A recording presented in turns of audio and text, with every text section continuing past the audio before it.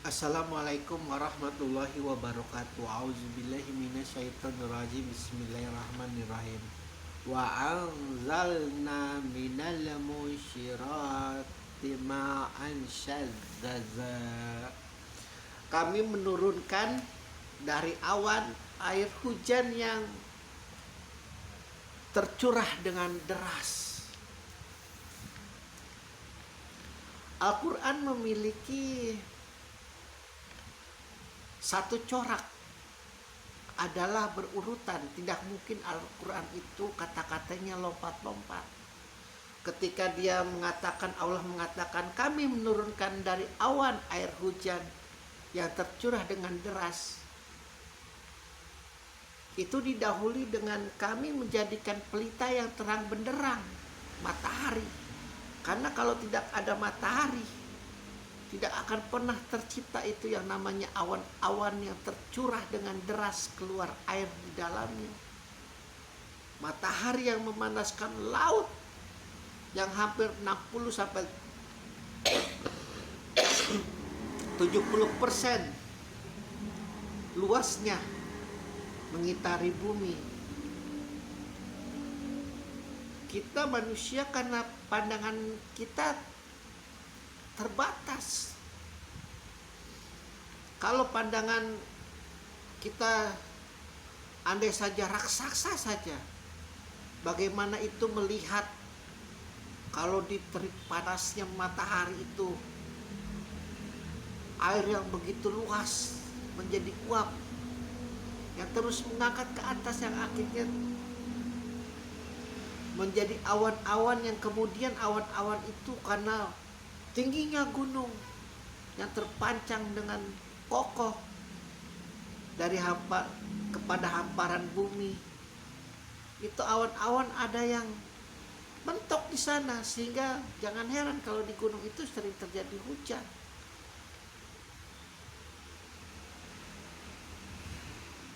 Itu ciri khas Al-Quran. Tidak mungkin ayat yang ke-15 menjadi ayat yang ke-1, itu tidak mungkin. Tidak mungkin pun sebaliknya ayat yang ke-1 menjadi ayat ke-15, itu tidak mungkin, berurutan. Cara berpikir yang berurutan Allah ajarkan. Makanya sekaliber Albert Einstein melihat ayat Al-Quran itu lebih menarik daripada Taurat. Di mata dia Taurat itu sudah ketinggalan zaman, sudah tidak masuk lagi, imajinasinya tidak masuk lagi, logika berpikir Einstein di dalam Taurat, karena menghormati saja nenek moyangnya. Mau tidak mau dia lahir sebagai seorang Yahudi, namun ketika berteman dengan seorang Islam dan dikenalkan Al-Quran, dia sangat merasa tertarik, imajinasinya keluar, terbongkar. Apalagi kalau video ini didengar oleh mereka yang mencintai fisika, mereka yang mencintai kimia, mereka yang mencintai elektromagnet, teknik elektro. Itu ilmu-ilmu yang akan menambah keimanan, karena apa yang dihasilkannya itu benar-benar berbau hal-hal yang ajaib. Fisika itu melahirkan hal-hal yang ajaib. Teknik elektro, teknik mesin, ahli kimia itu hal-hal yang ajaib. Siapa yang bisa melihat listrik sekarang? Bisa melihat ya kalau sebuah kabel mengalami gangguan mungkin, dan itu juga hanya alirannya doang, tapi dalam bentuk listrik itu seperti apa tidak akan pernah bisa. Mistik. Bagaimana motor berjalan tiap hari kita lihat, mobil tiap hari kita lihat, yang bisa ya kita hanya membeli, tidak mau berpikir. Bagaimana kreator Honda luar biasa, menjual tanahnya, menjual rumahnya, sampai benar-benar miskin, akhirnya menemukan sebuah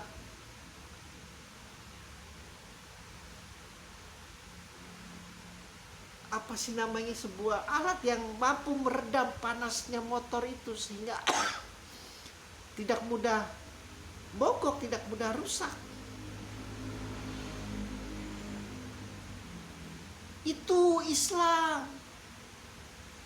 Bukan hanya sholat di masjid, habis sholat di masjid terus ngegibahin mazhab orang lain, ngegoblokin mazhab orang lain, mengkerdilkan mazhab orang lain. Bukan seperti itu.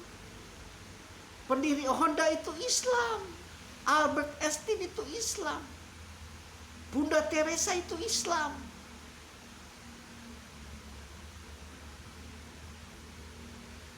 Kebaikannya menyelimuti pikiran, jiwa, dan hati.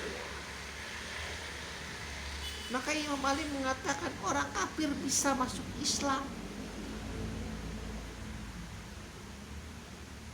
karena kebaikan.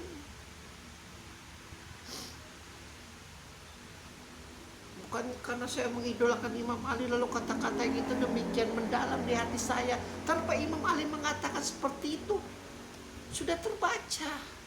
Allah tidak zalim. Siapa yang sehari-harinya berniat baik untuk manusia, siapa yang sehari-harinya berniat baik untuk menciptakan kedamaian, siapa yang hari-harinya berniat baik untuk agar itu karyawan-karyawan sejahtera, damai, tentram, Tuhan mana yang rela menghukum orang semacam itu? Tuhan mana yang rela untuk membakar orang semacam itu? Kalau ada Tuhan yang menghukum orang semacam itu, Allah mempunyai sifat maha jalim, benar. Sangat jalim, tapi jalimnya itu ketika menghukum orang-orang yang membangkangnya, menghukum orang-orang yang melampaui batas, menghukum orang-orang yang kufur akan nikmatnya. Sangat jalim Allah kalau menghukum orang-orang semacam itu.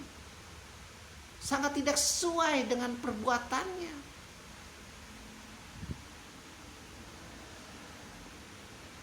Itu jalimnya Allah, jalim yang positif, bukan jalim yang negatif. Jalim yang negatif itu ya lanatullah,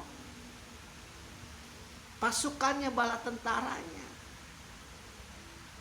Satu golnya adalah membuat seluruh anak cucu Adam menderita. Dari sejak lahir sampai mampus.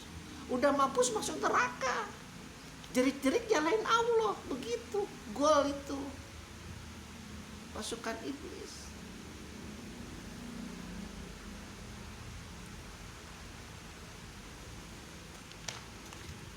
Kami menurunkan dari awan air hujan yang tercurah dengan deras.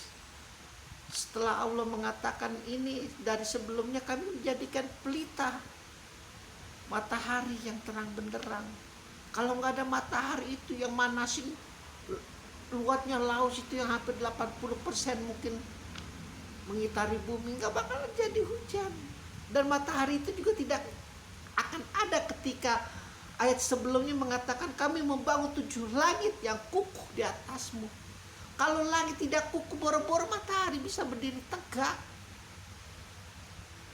Firaun yang sombong, aku adalah Tuhan yang maha tinggi. Hei Firaun, kau menciptakan apa? Aku menciptakan langit yang kukuh. Kalau langit ini tidak kukuh, kau boro-boro bisa berkata seperti itu. Kepalamu hancur oleh meteor.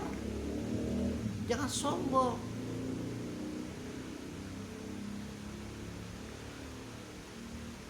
Intelek, luar biasa intelek Al-Quran itu. Makanya kaum kafir itu sangat risih sama orang-orang miskin, orang-orang gelandangan, orang-orang budak yang tercerahkan oleh Islam. Kok kelakuannya jadi kayak intelek begitu sih? Tuh lihat cipulan, seolah-olah mahkota Khosru sudah ada di kepalanya. Raja mana ada yang gak intelek? Kelakuan budak-budak jadi intelek semua, jadi pintar semua. Jangan gara-gara beda mazhab kita jadi kayak orang budak sahaya, tololnya luar biasa. Jangan. Kembali sadar, alhamdulillahirabbil alamin.